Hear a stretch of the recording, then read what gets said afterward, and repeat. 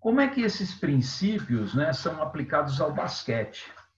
Então, nós falamos de uma maneira geral e aqui eu vou trazer alguns exemplos e as relações desses 4 princípios com o basquetebol. Então, o aprender a conhecer no basquete, o que que é? É você conhecer o esporte, né? Sua história, sua evolução, dentro da sua comunidade, né? Quem são, quais são as pessoas que participaram desse processo, quais são, por exemplo, os grandes atletas, tá certo? Conhecer os aspectos físicos, técnicos, táticos e regras do jogo. Então, basicamente você entender e você reconhecer tudo que está em volta do basquetebol. O aprender a fazer, como eu disse, é o famoso botar a mão na massa, né? É executar os gestos do jogo, aplicá-los em situações reais. Então, isso vem através do treinamento, vem através das aulas, vem através da continuidade do trabalho, da repetição e assim por diante. O aprender a conviver. Como o basquete é um esporte coletivo, o relacionamento entre os membros de uma equipe ele é muito importante. A gente está cansado de ver casos onde você tem uma equipe com atletas brilhantes, mas como equipe não funciona. Por quê? Porque essas pessoas elas não se relacionam bem. Elas colocam o seu objetivo pessoal acima do objetivo do grupo.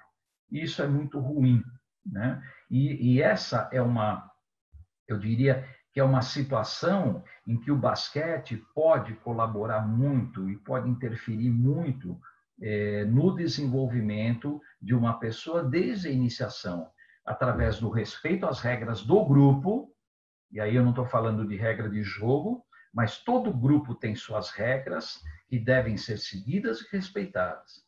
As responsabilidades para com os colegas de equipe, exercer os seus direitos sem prejudicar os direitos dos demais, isso é muito importante. Você tem o direito de realizar suas coisas, mas tem o dever de que, para isso, você não prejudique os seus companheiros. E atuar de forma ética junto aos companheiros e superiores. Veja que interessante. Na minha opinião, o aprender a conviver talvez seja um dos princípios mais importantes, muito mais importante do que aprender a fazer, né? Porque ele envolve uma série de questões que devem ser levadas em consideração e devem ser trabalhadas ao longo da vida. Isso começa lá na iniciação e não termina. Quem acha que esse princípio não se aplica, por exemplo, a uma equipe de alto rendimento, está enganado, não é? Muito pelo contrário. É lá no alto rendimento que você vê muitas vezes as discrepâncias dentro de um grupo, o que leva, como eu disse, a esse grupo não ter sucesso. E, finalmente, o último princípio é o aprender a ser. Então, a pessoa se identificar naquele contexto, ela se posicionar nas diferentes situações promovidas pelo basquete, por exemplo, né? Ser parte atuante do grupo e estar sempre atualizado em relação às questões relacionadas ao basquete.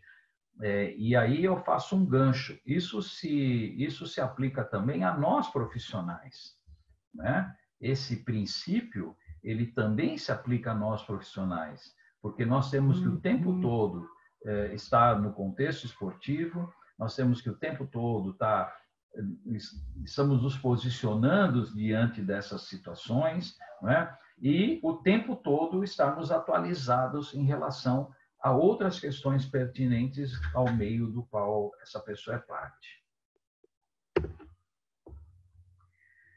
Então, com base nesses 4 pilares, não é? Como é que essa ação pedagógica deve ser para que o basquete realmente possa ser um instrumento importante nessa prática educativa?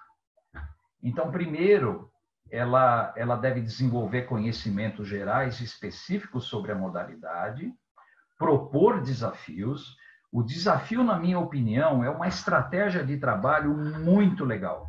Muito legal, principalmente para quem trabalha com criança e jovem. A criança e o jovem, eles gostam de ser desafiados.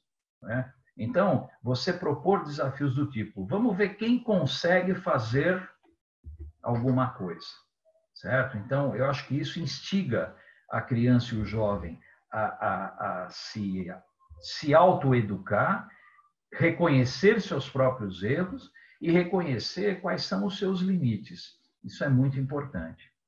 Incentivar a criatividade e a tomada de decisões.